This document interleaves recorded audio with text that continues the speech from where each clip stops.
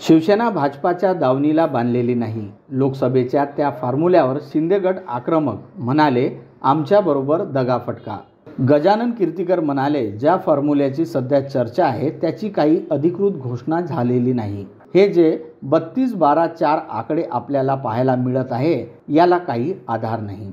महाराष्ट्रात महायुतीचा लोकसभा निवडणुकीसाठी जागा वाटपाचा फॉर्म्युला ठरला असल्याच्या बातम्या मंगळवारपासून सर्वत्र पाहायला मिळत आहेत. महायुतीत 32-12-4 असा फॉर्म्युला ठरल्याची चर्चा आहे. भाजपाला 32, शिवसेनेच्या शिंदे गटाला 12 आणि अजित पवार गटाला 4 जागा दिल्या जाणार असल्याच्या कथित फॉर्म्युला सध्या समाज माध्यमांवरील व्हायरल होत आहे. यावर आता शिवसेनेच्या शिंदे गटाने प्रतिक्रिया दिली आहे. शिंदे गटाचे नेते आणि खासदार गजानन कीर्तीकर यांनी या कथित फॉर्म्युल्याबाबत नाराजी व्यक्त केली आहे. गजानन कीर्तीकर म्हणाले, हा जो फॉर्म्युला तयार केला आहे याची काही अधिकृत घोषणा झालेली नाही. हे जे 32-12-4 आकडे आपल्याला पाहायला मिळत आहेत याला काही आधार नाही. मुळात जागा वाटपाची चर्चा कोण करतंय, याचा निर्णय कोण घेतंय, कुठल्या पक्षातील कोणते नेते, कोणती प्रमुख माणसं यावर काम करत आहेत किंवा या संबंधीचा निर्णय कोण घेत आहे याबाबतची कुठल्याही प्रकारची माहिती आमच्याकडे नाही.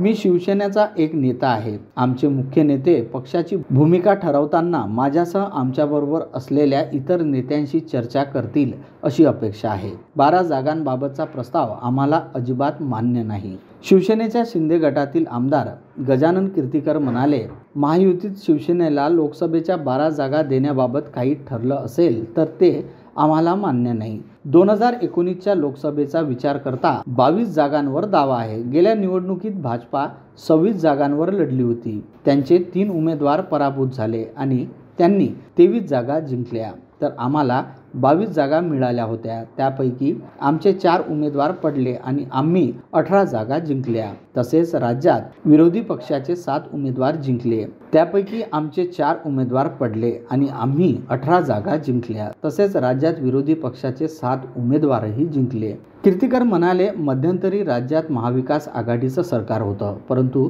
त्यानंतर एकनाथ शिंदे यांनी उठाव केला आणि मविया सरकार गरडलं. त्यानंतर भाजपा शिवसेनेची युती होऊन राज्यात आमचं सरकार आलं. सरकार आणि राज्यात आमचं मोठं अस्तित्व आहे. राज्यातील शिवसेनेची ताकद आणि एकनाथ शिंदे यांचा चेहरा पाहता 2019 प्रमाणे जागा वाटप व्हायला हवं. परंतु आता आमच्या सरकारमध्ये नवीन सहकारी आले आहेत. त्यामुळे या नवीन सहकार्याला म्हणजे अजित पवार गटाला भाजपा आणि शिवसेनेने आपल्याकडच्या काही जागा द्यायला हव्या. शिंदे गटाकडून 18 जागांची मागणी. शिंदे गटातील खासदार म्हणाले, एकनाथ शिंदे बरोबर आलेल्या 13 खासदारांचं राजकीय भवितव्य टिकवणं, त्यांना राजकीय स्थिरता देणं हे एकनाथ शिंदे यांचं कर्तव्य आहे. एकनाथ शिंदे कोणाला दगा देणार नाहीत, परंतु आम्हाला 12 जागा मान्य नाहीत. भाजपा आम्हाला इतक्या जागा देणार आणि आम्ही त्या घेणार असंही काही नाही. आम्ही केवळ 12 जागा घेऊ अशी काही स्थिती नाही. मागच्या वेळी आमचे 18 खासदार आले होते, त्यामुळे आम्हाला किमान 18 जागा किमान मिळायलाच हव्यात. हवं तर उरलेल्या जागा राष्ट्रवादीला देता येतील.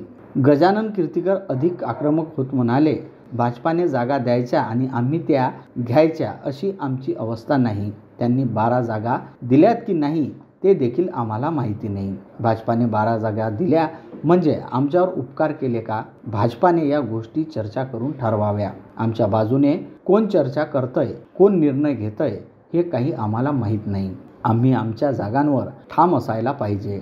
तसेच एकनाथ शिंदे यांच्याबरोबर जे 13 खासदार आले आहेत त्यांना एकनाथ शिंदे यांनी योग्य संरक्षण दिलं पाहिजे. आमच्याबरोबर दगाफटका व्हायला नको. शिवसेना काय भाजपाच्या दावणीला बांधलेली नाही. आम्ही तशी बांधूही देणार नाही. आमच्याबरोबर दगाफटका होऊ नये असेही ते यावेळी म्हणाले.